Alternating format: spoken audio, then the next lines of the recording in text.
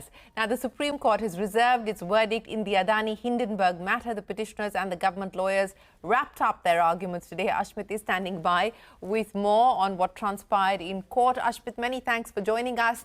This has, of course, been ongoing for months now. Many delays. Finally, the matter resting in court, the order reserved. Well, indeed, the CJI-led bench of the Apex Court has finally reserved its judgment after hearing all the sides in this matter. Here are the key takeaways from today.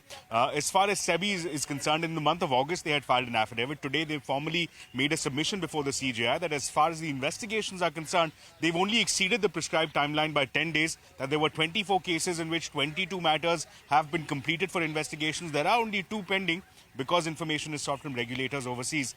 With respect to suggestions that fell from the expert committee on tightening of regulations, there the SEBI has submitted before the top court that these suggestions are welcome. Welcome subject to some wiggle room because there are some administrative issues. They've said that there is some reworking required on part of SEBI, on part of the central government, with respect to checking for volatility in case of short selling of shares. That is an aspect that SEBI said is being considered. The expert committee recommendations are being considered.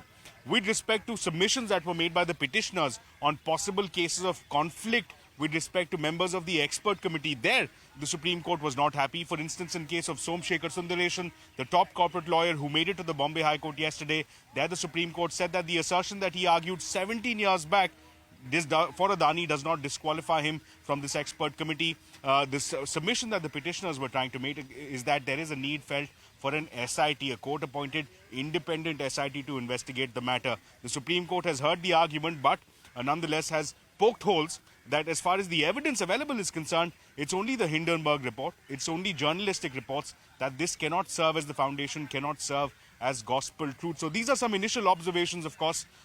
All eyes now will be on the Apex Court to decide on the way forward on whether the SEBI's investigation meets the standards that were laid down by the Apex Court, or whether there is further wiggle room, there is further need for investigation that the Apex Court may be tempted to direct. So all eyes now on the Apex Court for the way forward on the Adani-Hindenburg case.